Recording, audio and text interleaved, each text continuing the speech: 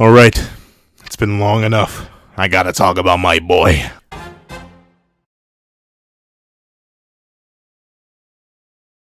Thank you to our $5 patrons Redwolf 4765, Midnight Gemlord, and Sean. Thank you to our $3 members Recliner Plays and Redwolf 4765, and a very big thank you to our $25 patron Alex Ice Rose. Before we have in this breakdown / discussion on how Chaos Galand, the resurrected member of the Ten Commandments, was wasted, torn asunder.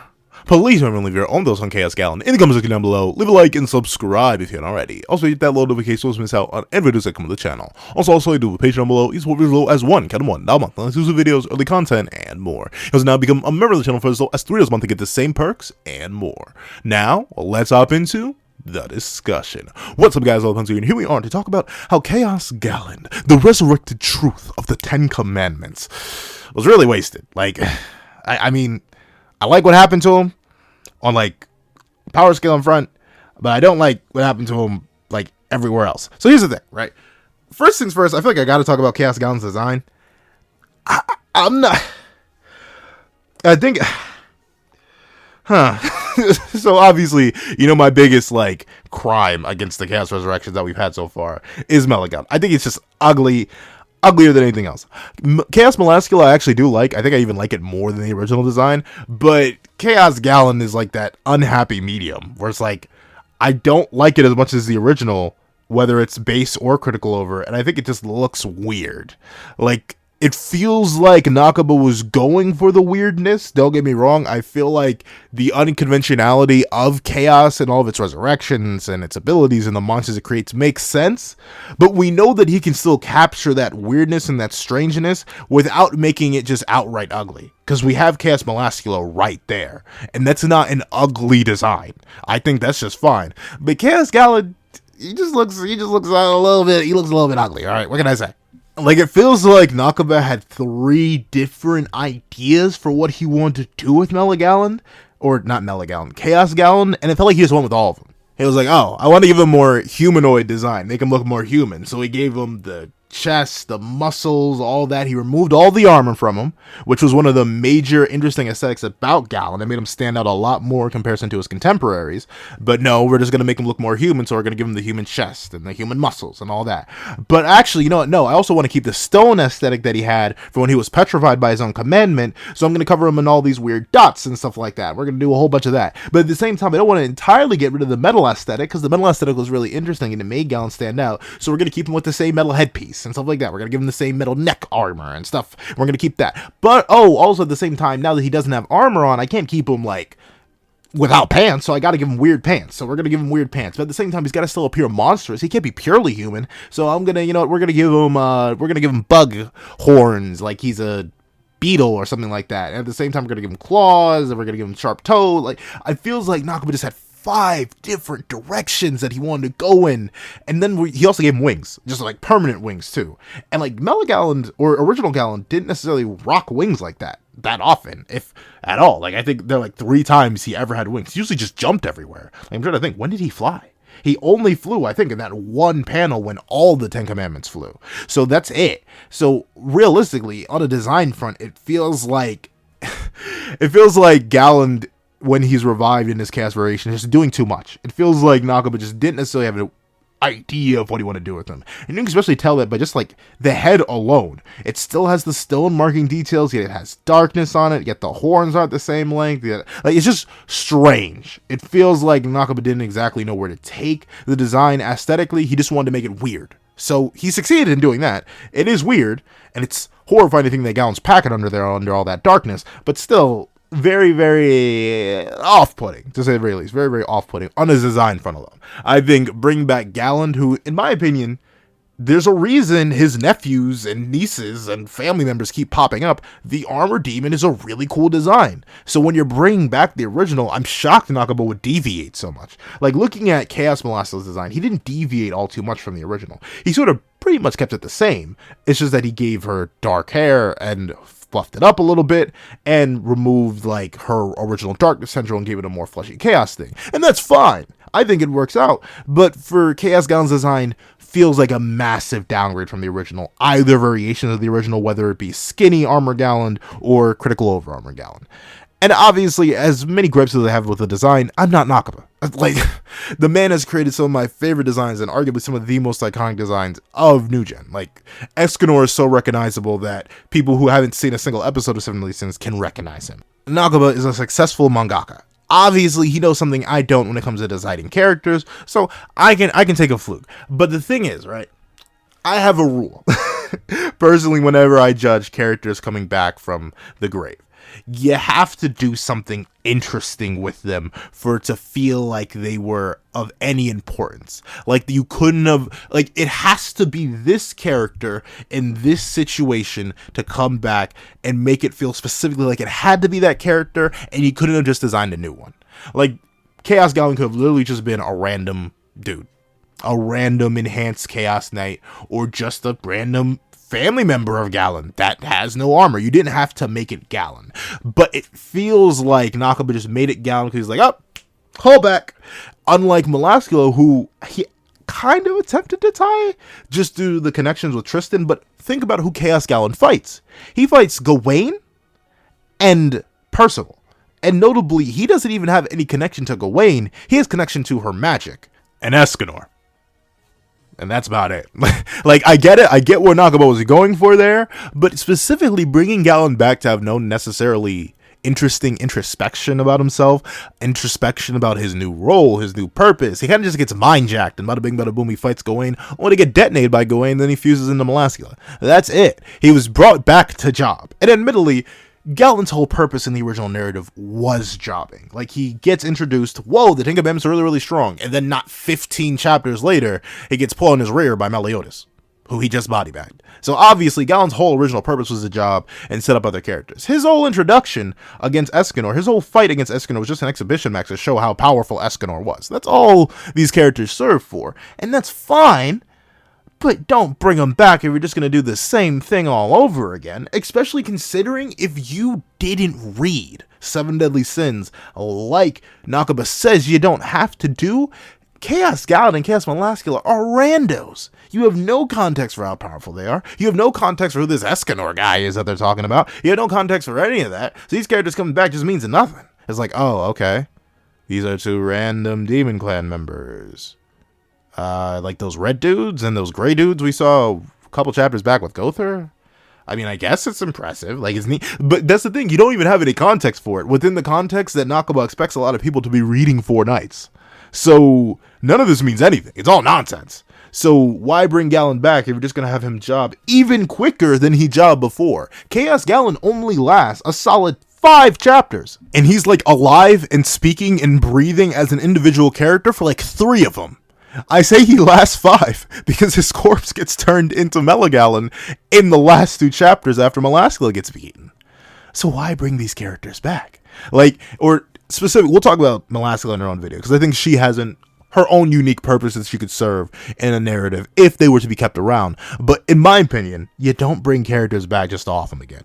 Like, you just don't do that. Zaratros is a character who comes back within the original Seven Deadly Sins, but I think something interesting happens with his character. He gets to reconciliate with his brother. He gets to understand the situation better. He gets to have a final moment where he saves his son and proves himself to be a pretty good dad. We get good stuff from his character for how long he's revived for. So we actually get something out of his resurrection.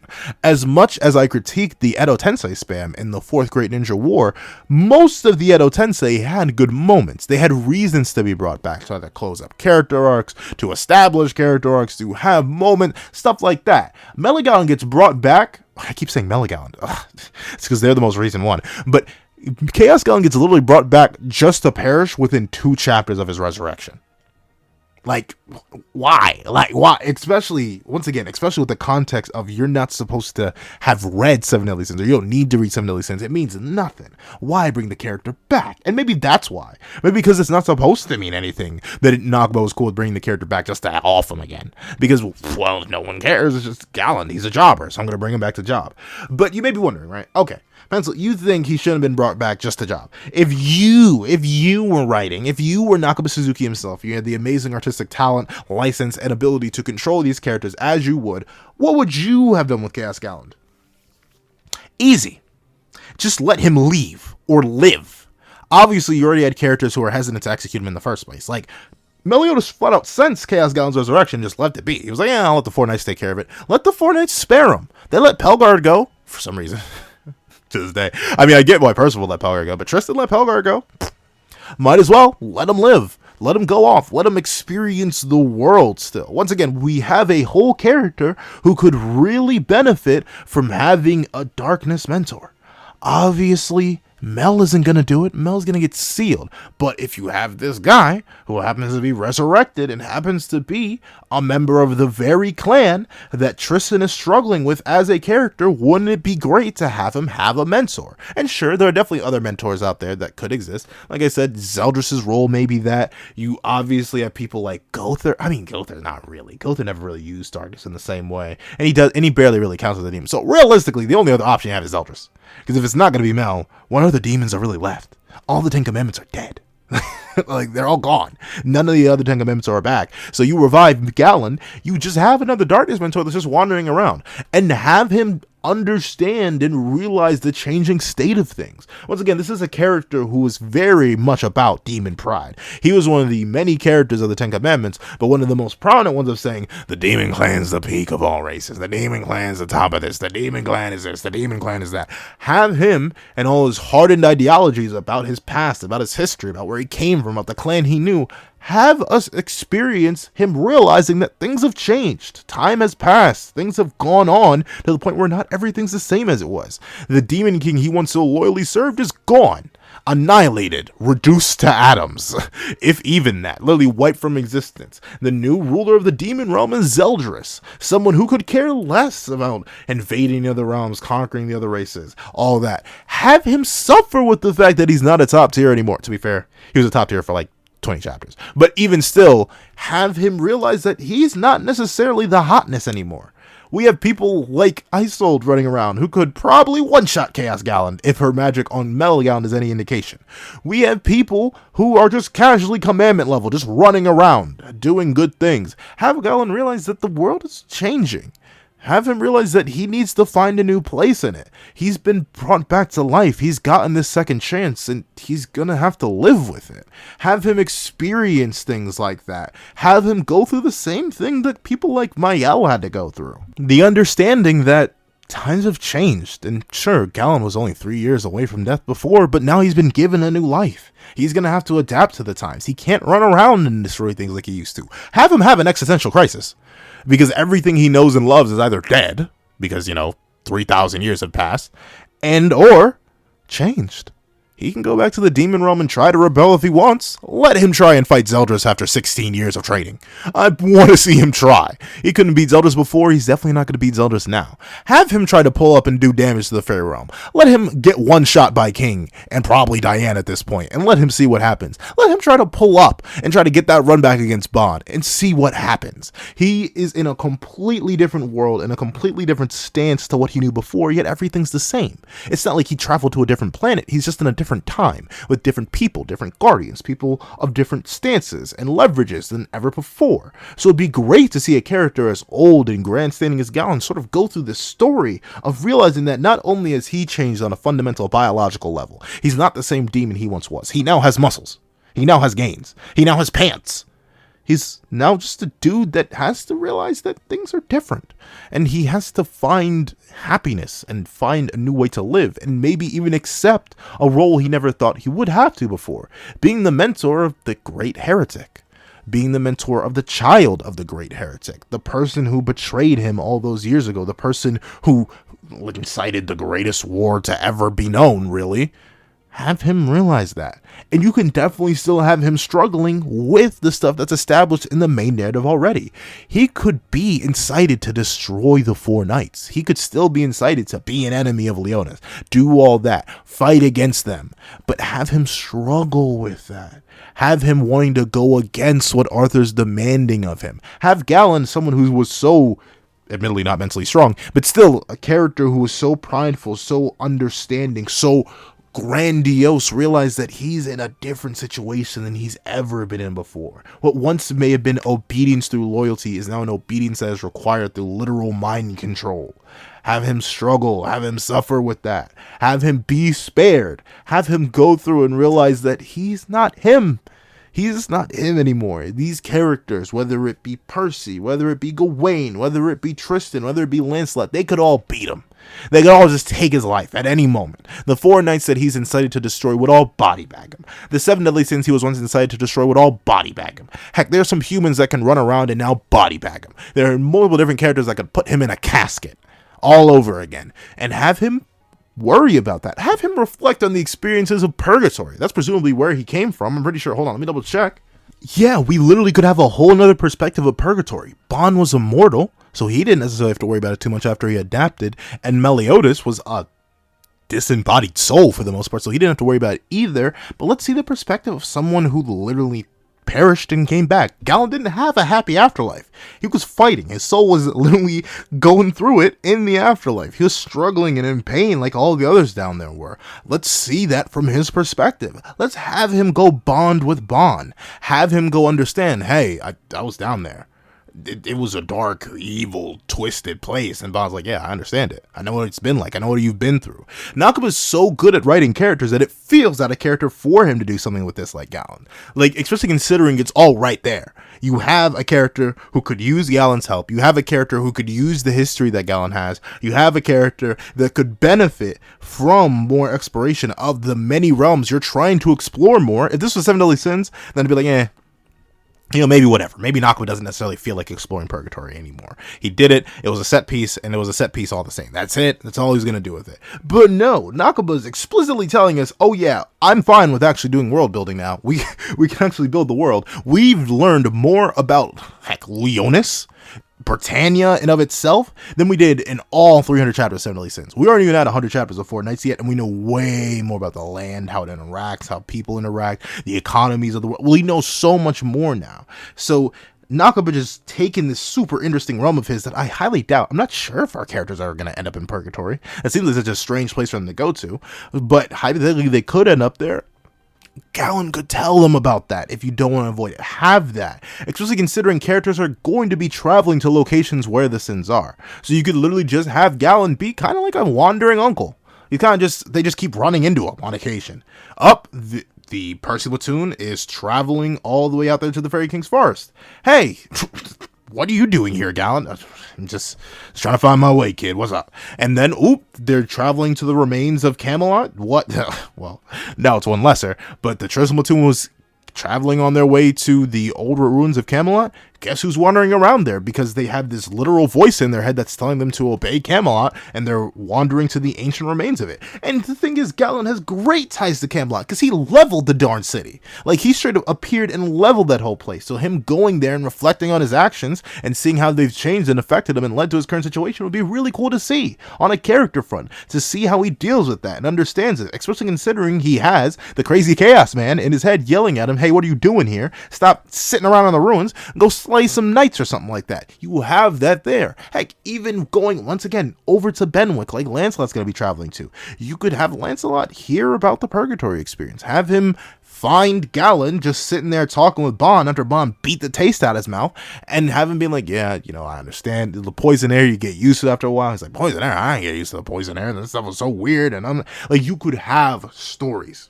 We could write tales. Galand is a character with so much history, so much background, so much heft, so much girth to him that you could do so much more with him. And he's literally the oldest character that isn't Chandler Cusack or a goddess. He's the only one that would know more. He would know more about the demon world than Zeldris ever would. He lived 4 times Zeldris' life. Zeldris is 252. Galand is 997. Hold on, let me double check. I think he's 997. My mistake. Not 997, 991. That is still nearly 4 times Zeldris' lifespan of 252.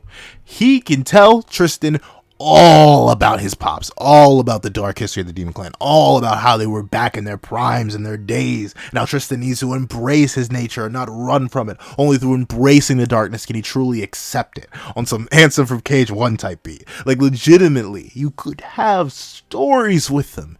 Chaos Galand, he could have been revived to do more. And I'm not saying you have to turn Chaos Galand into this crazy fighter. As much as I love Galand, as much as I wish he got more in the original series and was more than just a jobber, power, you don't have to turn him into this crazy fighting beast machine. You don't have to make him chaos tier, have him out here throwing paws at the chaos. You don't have to do any of that.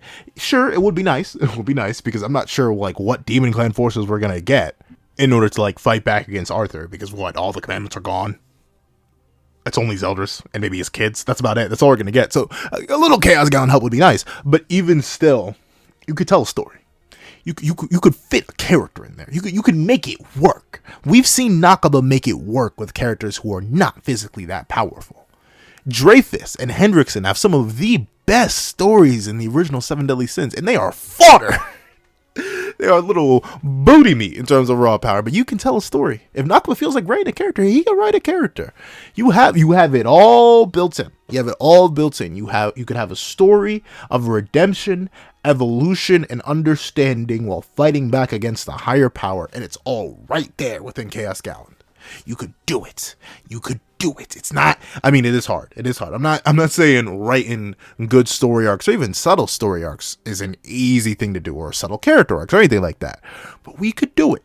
We could definitely do. We could definitely cook a little bit. We did not have to immediately execute him. We didn't have to get rid of him 3 chapters after he was introduced. We didn't have to do that. If we're going out of our way to revive characters, we might as well do something with them instead of just bringing them back just to job all over again. And I like me a good jobber. All right, I appreciate me a good job. I think Galand did his job perfectly in the original narrative. But at least he had time to be a character. At least he had time to develop himself. At least he had some fights where he proved himself of some value. But in Four Knights, Galand just came back to go. And I think that's sad. However, that's what I think. Please let me know what you guys think in the comment section down below. Do you think I'm tripping? Do you think I shouldn't expect so much from Chaos Galand? Do you think I'm just pulling all this out of nowhere and I'm just biased towards the original character, so I want to see more of him back and all that? Please let me know all that and more in the comment section down below. Thank you guys so much for watching. Remember to like, share, comment, and subscribe. Make sure the notifications post miss out on any videos that come with the channel. Also, I do have a Patreon below. Each one as low as $1 down month. Let's do some videos, early content, and more. You also now become a member of the channel for as low as $3 a month to get the same perks and more. Now, thank you so much for watching once again, and I hope you guys have a wonderful day. This is Nakaba the Pencil, writing off.